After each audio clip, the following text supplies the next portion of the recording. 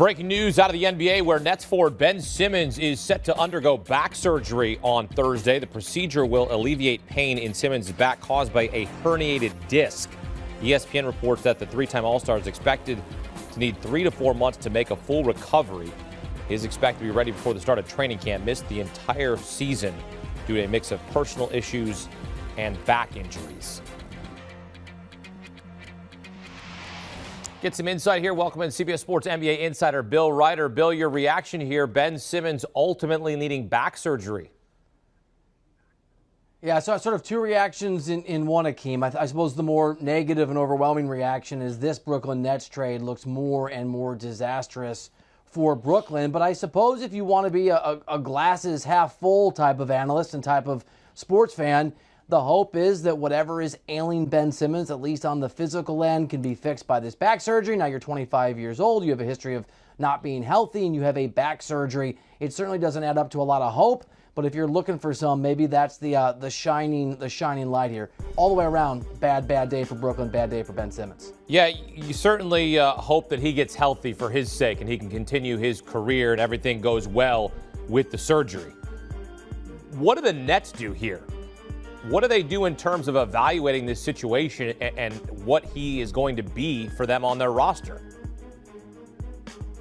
I mean, Akeem, it's a great question. It is probably one of the one or two most important questions in Brooklyn right now as they go into an offseason that's obviously colored by their flame out in the first round of the playoffs against the Celtics, and I don't think they have a good answer. I think the answer is that you hope, you burn some incense, you get your lucky rabbit's feet, whatever you have to do if you're Steve Nash, if you're that organization, if you're that front office, and you hope that the surgery alleviates the physical problems that we've seen from Ben Simmons, that it gets him back at some point in the next 3 or 4 or 5 months, whatever it is, to play at the level that we've seen before. And then in combination with those things, that his mental health issues and whatever reticence he's had away from the physical pain to play also goes away and he can be an impact player next year. But it's all hope, it's all hopefulness, and it's all, I think, under the context and the cloud, Akeem, of a guy who obviously has had something that's been not right with him physically, and the back surgery may or may not work.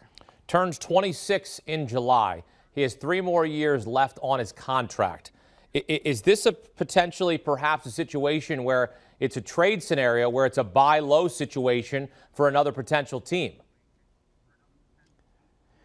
Yeah, I mean, it's a really great question. I know, just sort of gossiping with and talking to some NBA sources over the last couple weeks, just curious what the market would be for Ben Simmons.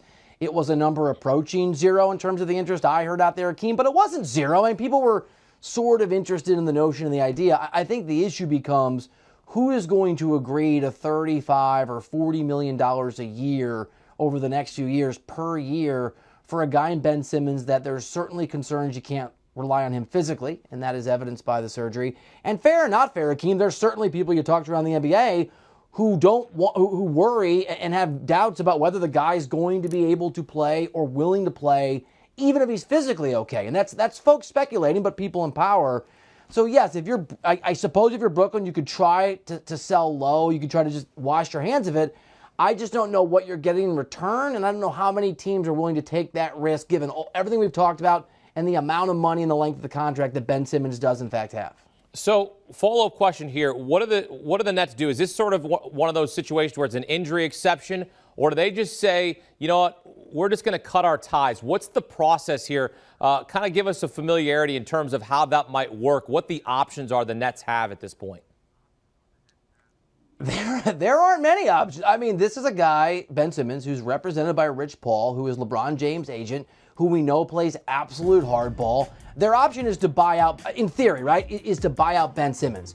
But it's hard for me, and I'm sure it'd be very hard for his agent, Rich Paul, to envision a scenario where they're going to allow Brooklyn to move on for anything short of most of that money. I mean, you're talking in the neighborhood, I'm bad at math, but I think it's $120 million, a little bit short of that.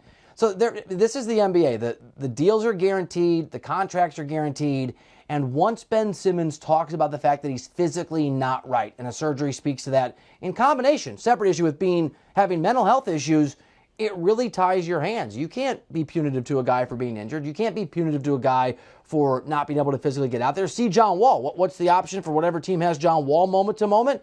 It's hope somebody will take him off your hands or he'll agree to a buyout. But 3 years at around $40 million a year, a little less than the first few years. I mean, Akeem, there aren't a lot of good options except you hope the guy gets healthy. Ben Simmons set to undergo back surgery on Thursday. Bill Reiter with the very latest here on CBS Sports HQ. Bill, thank you. Do you want a sports network that delivers everything that matters about the game? The highlights, the picks, the instant analysis, no yelling, no fake debates, no politics. Hit the subscribe button and never miss a moment.